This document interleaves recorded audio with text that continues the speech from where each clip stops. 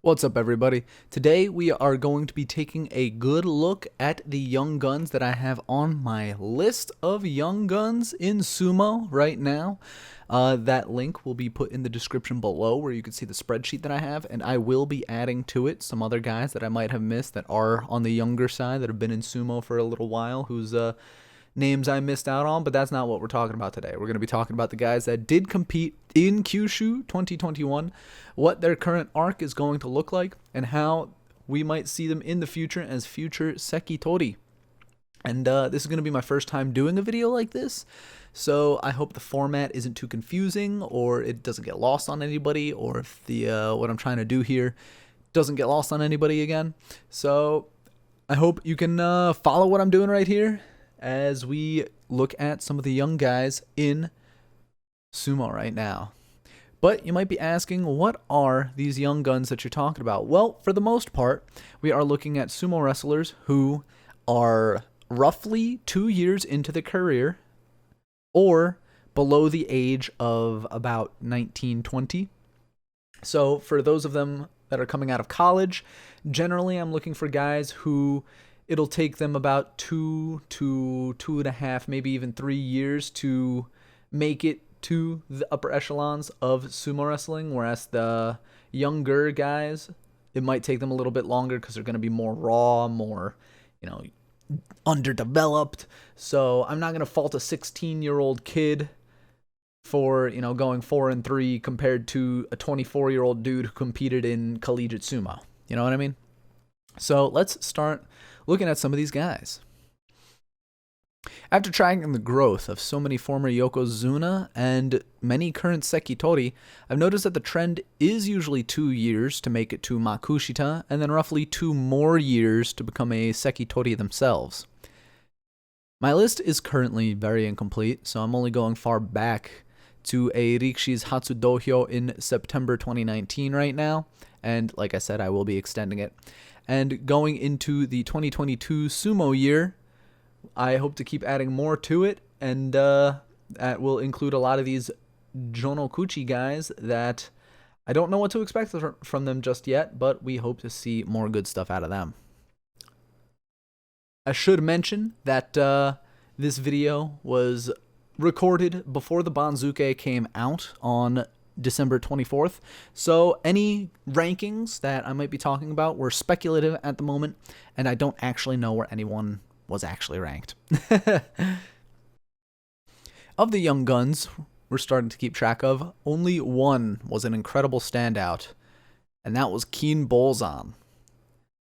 From the position of Sandamne 100 Sukedashi, he went 7-0 and won his first career Basho, his first career Yusho. We will be seeing him in the 3rd division come next year. But we'll take it one step at a time, and we will start with the lowest of the low divisions. Jonidan. This is usually a division where men will fly through the ranks, either winning the Yusho, getting good winning records consistently, or to put it simply, they won't lose. The one big shot in Jonidan was Mukai Nakano, posting a score of 6-1. With this score, we will most likely see him at the bottom of Sandamne. The last person to get a score from this rank being Shishi, who is currently in the 3rd division. The next class includes Takashoki, Akisada, and Seto no Umi, all with 5-2 records. Despite Takashoki being the lowest ranked of the 3, the score should put all of them into the neighborhood of lower to middle 4th division, Sandamne. I'll be looking closely at 15-year-old, soon to be 16, this past month, Takashoki. For some, even going 4-3 might be enough to elevate them to Sandamne. Nishihara would be the lowest rank that will make it from Jonidan 14, with Yoshino and Tatsuguchi joining him. Asakiryu won't be so lucky with his 4-3, and we will see this 19-year-old in Jonidan again come January 2022, most likely. Some misfires occurred, most unfortunately to Jonidan 1 East Ieshima, the 16-year-old. But he did get a 3-4, so it's not like he's going to slip too far down. Abe, Mogamizakura, Kiyonohana, and Mizuno will also move slightly down, but not as bad as the following guys. Ito, Taniguchi, and Ono Fuji were the real stumblers. 2 and 5, 1 and 6, and 2 and 5 respectively. I would call this worrying for Ono Fuji, who turns 23 in January and has not made it to the 4th division in his first year of sumo. Ito being 18 and Taniguchi being 16 is a little more forgivable because, like I mentioned earlier, they do have a lot of room to develop their bodies, but they'll have to come back hungry in 2022. Now, Sandamne division is the division where usually that's the first big roadblock for a lot of guys, filled with ex-3rd division men or other young and hungry rikishi that want to climb up the ladder. It's normal to have momentum slow down or stop here, but it's nothing more than a road bump for the most part. We have a good amount of big shots here, but most defining is Kinbozan with his Yusho. Coming out of Nihon University, he trains at Fujishima-Baya alongside soon-to-be promoted to Makuchi Bushozan and fellow hopeful future star Fuji Seiyun. His stable master being former Ozeki Musoyama, I do believe he can be molded quite well, and he is definitely someone to look for in Judo by the end of 2022. We'll 100% see him in lower 3rd division just like Ishizaki, who performed the same feat. There are 4 men with a 6 and 1, the other Sandamne 100 in Suguro, Sandamne 72 Moji, and 2 3rd division promotees, Arauma and Fujitoshi. Notably, most of these guys are college boys, save for Moji, who is 4 years younger than the 23-year-old Fujitoshi. Moji might be the guy to look out for in this group. The boys inching closer to Makushita with their 5 and 2 and 4 and 3 records include Miyagi, Nobehara, Kiryuko, Shunrai, Nagata, Kyoda, Murayama, Akiyoshi, who will be moving up to Makushita with his 5 and 2 from Sandamne 20, and Takeoka, who is also very likely to join with his 4 and 3 from Sandamne 11. Of this group, the youngest is Shunrai at 16 years old, but being at the Tatsunami stable, he trains alongside Meisei, Hoshoryu, and Aqua, so that's a lot of good guys to train with. Those who stumbled in this 4th division include Chiyoreshi, Takano, Nishida, Hogasho, Shimoyama, and Osanai with 3 and 4 and 2 and 5 records. Generally, I wouldn't worry too much about someone stumbling in this division if they're in it for the first time, which for the most of these men is not true. Shimoyama was in the 3rd division in September, so this stumble further down is quite worrying for this 19-year-old. For the rest, you could argue that these rikishi are at their career highest rank, save for Chiyoreshi, who is 1 rank below his career high of Sandamne 63. Their falls won't be too far, and so this is perhaps the first wall that these young men must overcome. I'm not pessimistic about them just yet. There were no complete collapses here, with no natural 1 and 6 or 0 and 7 records, but a handful of men were out due to injury. Fuji Izumi will be returning to Jonidan, as will Hitoshi. Fuji Izumi will be no closer to the top than when he started a year ago in January 2021, while Hitoshi from Nihon University may find himself off this list if he does not come back with yet another Jonidan Yusho to repeat his September performance.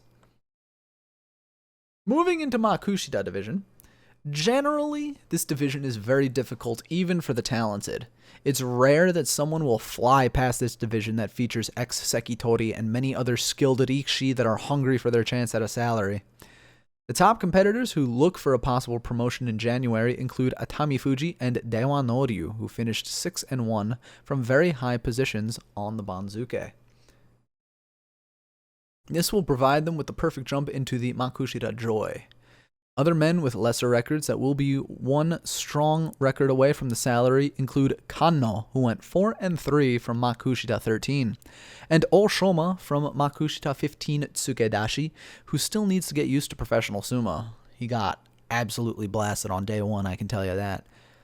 Fukai, who had a 3 and 4 from Makushita 4, will also remain in this upper 3rd division, and I look forward to seeing all these men fight for those Sekitori slots in 2022.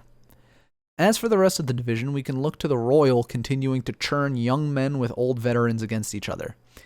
Of the young men with winning records, we have Ol Suzuki with a 5-2 from Makushita 59, and his counterpart of Hayate Fuji with the same rank went 4-3, as did Shinohara and Shishi.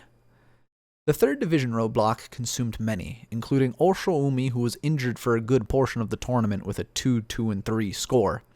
Ishizaki, Fuji Seiyun, Nihon Yanagi, and Naya all had 3-4 records, while more noticeable victims include Nabatame, Mudoho, the injured Nishikawa, and the injured Hagiwara.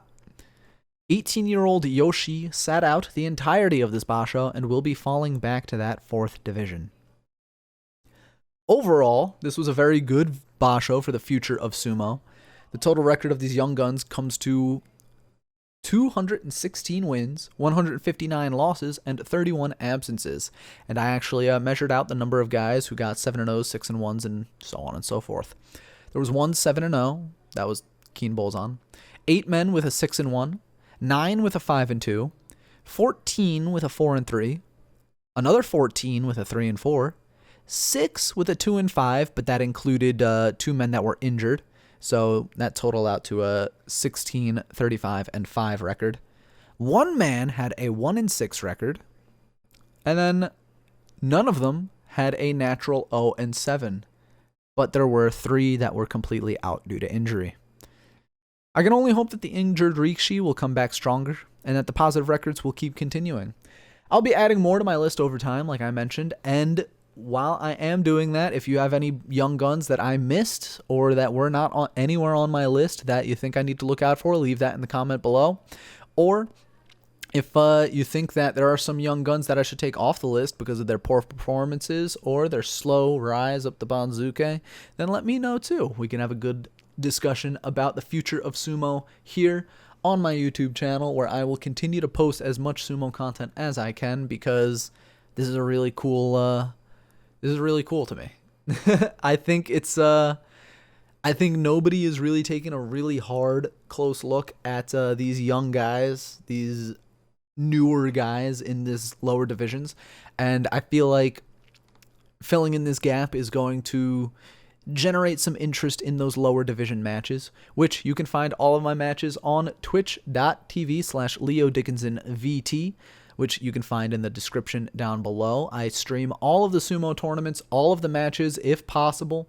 I've even streamed, over my own cell phone, having to use my mobile hotspot because I didn't have internet in my house, because that's how dedicated I am to trying to stream sumo. And of course, in the top divisions, we will I commentate the matches and we gamble channel points, which is basically fake money. So come on down in January, where the first basho of 2022 will begin. We could take a look at all of these guys that hopefully moved up into these higher ranks. We can take a really nice hard look at some of the newer guys, like some guys coming out of Jonidan, or Jonokuchi rather, and see if they deserve to get put on the list as well. Like I did mention, I kind of skipped over Jonokuchi because a lot of those guys, they are brand new to sumo, and they are very fresh and raw, so it's hard to tell how they're going to perform off their first, 1 or 2 tournaments. So I will be adding those guys sooner rather than later, hopefully. So that is going to be it for me. Thank you for watching this video. If you liked this, you can check out my playlist Sumo Stuff for More, where I cover a lot of fight breakdowns, where I cover a lot of, top 10s, and, well, I just really like sumo, and I hope that I entertained you and informed you long enough about some of these younger guys that we can look out for, and our future of sumo looks very bright. Thank you for watching, and I will catch you cats later.